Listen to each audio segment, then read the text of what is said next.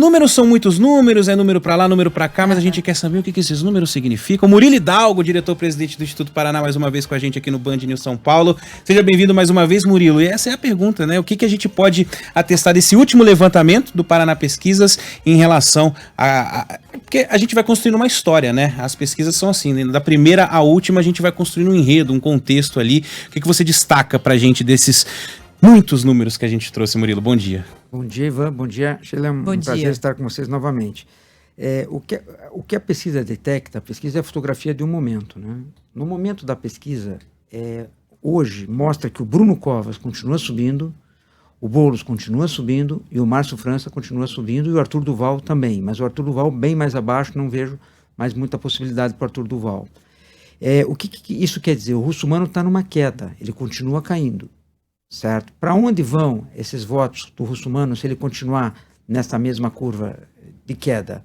Certo? O Márcio França terá um repique maior do que está tendo até agora? Ele vai repetir o que ele fez na eleição de governador, onde ele estava atrás e passou o Paulo Scaff no dia da eleição? O Guilherme Boulos continuará subindo? O Bruno Covas, ele terá força para tentar ganhar essa eleição no primeiro turno?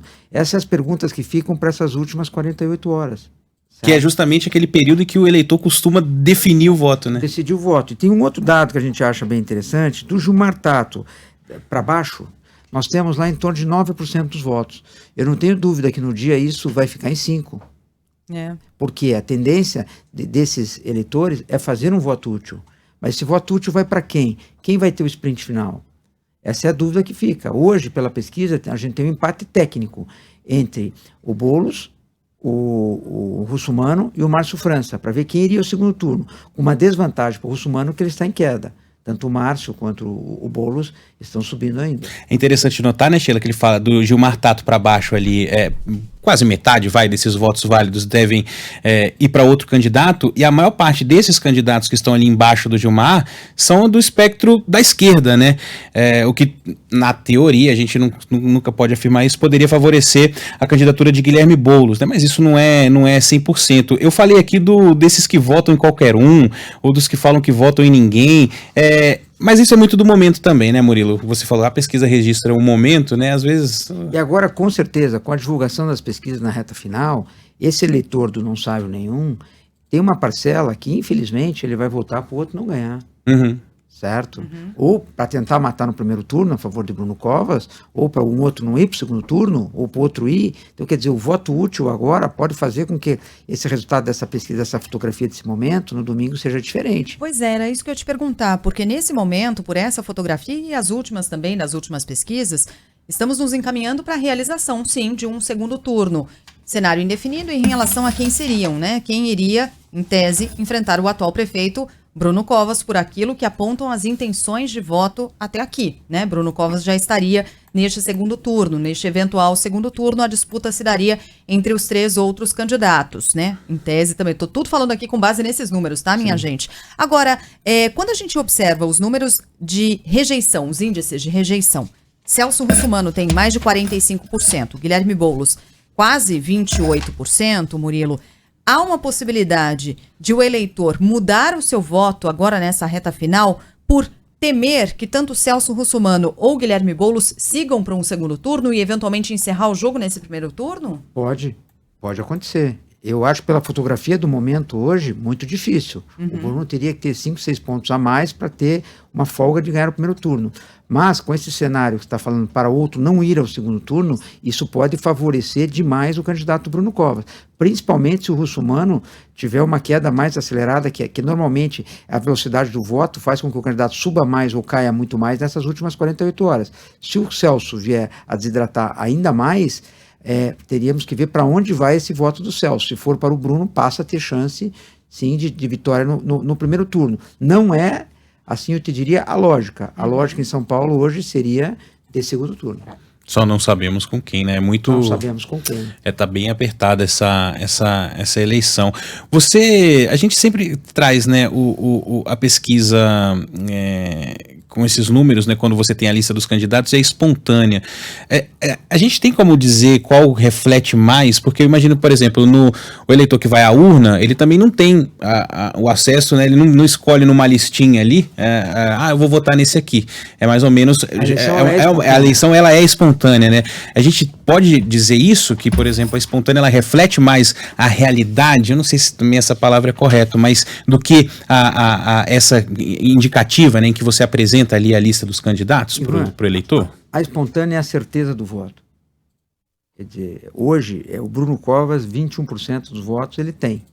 Você não mostra nada, o cara já crava o nome dele, certo? Uhum. O Guilherme Boulos, 11%, e chama atenção na espontânea, o Márcio França já está na frente do Russomano. Passou, né? Passou o Russomano na espontânea, certo? Esse é um dado ruim ao Russomano, né? Certo? Um dado bom ao Márcio França. Então, e aqui a gente vê, se a gente somar o não sabe o nenhum na espontânea, nós vamos quase a 47%. Quase metade do eleitorado, quando não induzido, não sabe quem votar. Uhum. Porque a eleição, o eleitor, ele vai... Assim, o voto dele mesmo é nessas últimas 48 horas. Às vezes pegando o transporte para ir até a zona. Exatamente. É a informação que vai chegar, é o WhatsApp que ele vai receber, é a conversa com os amigos nessa reta final, que agora as pessoas começam a conversar mais sobre a eleição, mas pela fotografia do momento de hoje, se a eleição fosse hoje, nós teríamos segundo turno em São Paulo, mas a eleição não é hoje, né? Olha, quando a gente fala de pesquisa induzida, o que significa? É que os nomes são apresentados, então os nomes são falados. Exatamente. Estimulado. Exatamente. Você fala para as pessoas quem são os candidatos e aí ela escolhe. Na espontânea, ela tem que falar da própria cabeça, sem ter nenhum nome ali mencionado. Queria saber de você, Murilo, qual sua leitura em relação à possibilidade ou qual a projeção que se faz em relação a abstenções, né? Porque a gente está no meio de uma pandemia, há um número importante de pessoas que, até por medo e por se preservar, ficam em casa e não vão sair para irem votar. Qual é a projeção que se faz nesse sentido? E esse dado, ele pode ser decisivo nessa eleição? Com certeza. Tem uma coisa interessante, 80% diz que com certeza irá votar, 9% poderá ir a votar. Só que, se a gente for fazer uma análise, as pessoas, quanto mais idade, mais a incerteza do comparecimento para votar. Uhum. E quem é o candidato que tem mais votos hoje nas pesquisas, nas pessoas com mais idade? Bruno Covas. E quem tem o voto mais dos jovens? Boulos. Então, se a gente tivesse que apontar uma vantagem em cima disso, essa vantagem hoje seria do Boulos, certo? Que ele teria uma vantagem sobre o Celso, sobre o outro, que o eleitor mais jovem é o que mais está com ele, tá? Outro fator que eu acho que vai fazer a abstenção, fazer as pessoas terão a intenção de votar. Agora, o que pode fazer com que as pessoas voltem no caminho é o tamanho das filas, né, Chico? Uhum. Quer dizer, se você chegar no colégio e você vê que demore, pode fazer com que as pessoas vão embora, né? Eu acho que tudo assim, mas a expectativa, a vontade da população é de comparecer para votar. E essa é a expectativa até do próprio presidente do TSE, né? O Luiz Roberto Barroso, aliás, disse que espera que a presença nas urnas seja até maior do que em eleições passadas. A gente teve recorde de mesários, né, se inscrevendo, os mesários voluntários para trabalhar nessas eleições, então, é algo que a gente só vai confirmar no domingo mesmo. Até lá, ficamos assim, né, Sheila? Com os números e as apostas, né? Porque, pelo menos aqui em São Paulo, ainda está tudo muito em aberto, né? Eu brinquei aqui fora do ar, falei assim, eu vou começar a entrevista com o Murilo perguntando quem vai ganhar a eleição. E aí a resposta do Murilo foi: tudo pode acontecer, né? Tudo pode acontecer. Murilo Hidalgo, obrigada, viu, pela presença aqui. O Murilo é diretor-presidente do Instituto Paraná Pesquisas. Estará conosco, inclusive, no domingo também, cobertura aqui da Band News FM. Então, obrigada e até domingo. Até domingo, e vamos torcer para que o povo compareça para votar, que seja uma grande festa da democracia. É isso.